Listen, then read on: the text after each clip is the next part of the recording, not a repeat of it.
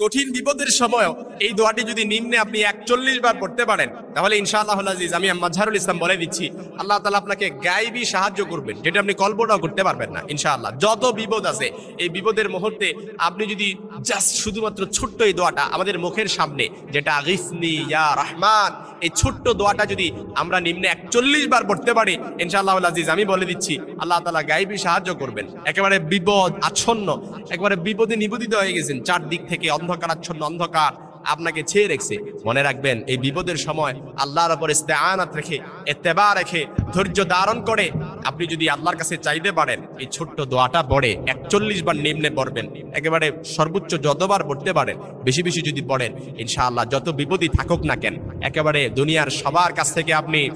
একেবারে সাহায্য পাওয়ার, আশা পাওয়ার, সহযোগিতা পাওয়ার আশা ছেড়ে দিয়েছেন, কিন্তু আল্লাহর কাছে পাওয়ার আশা আপনি ছাড়েন নাই। আল্লাহর উপরে ইত্তেবা রেখে, তাওয়াক্কুল রেখে আপনি যদি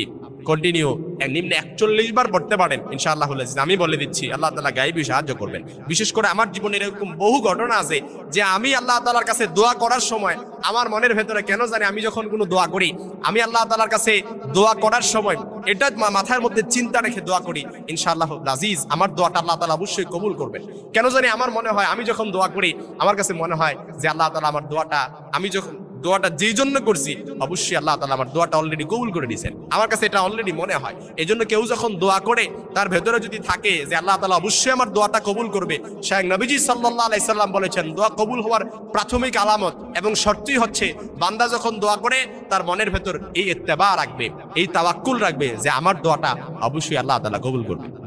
আর আপনি যখন দোয়া করেন আপনার ভেতরে যদি এটা চিন্তাধারা থাকে, এই টেনশনটা থাকে যে আমি দোয়া করছি আল্লাহ কবুল করলে করলো, না করলে নাই, আর আমি না খান্দা গুনাহগার মানুষ, জীবনে তো কম গুনাহ করছি না, আমার দোয়াকে আল্লাহ তাআলা কবুল করবেন, এই অ্যাটেনশন যদি আপনার ভেতরে থাকে, এই ইন্টেনশন থাকার কারণে আপনি প্রথমেই আপনার উপরে আল্লাহর প্রতি তাওয়াক্কুলটা কমে গেছে, যার কারণে দোয়াটা কবুল হয় না। এই জন্য যেই দোয়াটা করেন না কেন সর্বপ্রথম আপনার ভেতরে ইন্টেনশন থাকবে যে অবশ্যই আল্লাহ তাআলা আমার দোয়াটা কবুল করবে, যেন কবুল হয়ে গেছে। সুবহানাল্লাহ, মুস্তাজাবুদ দাওয়ার মতো আল্লাহ তাআলা দোয়াটাও কবুল করে নেবেন। সুতরাং যত বিপদই থাকুক না কেন, মামলা মোকদ্দমায় জড়িয়ে আছেন, ঋণে জর্জরিত আছেন, কোমর বাঁকা হয়ে গেছে, সোজা করতে পারেন না, মেরুদণ্ড বাঁকা হয়ে গেছে, পেছনে যে কেউ ঠেস দিয়ে আপনাকে উঠাবে এরকম মানুষও নাই, কারণ আপনি ছাড়া আপনার পরিবারে আর কোনো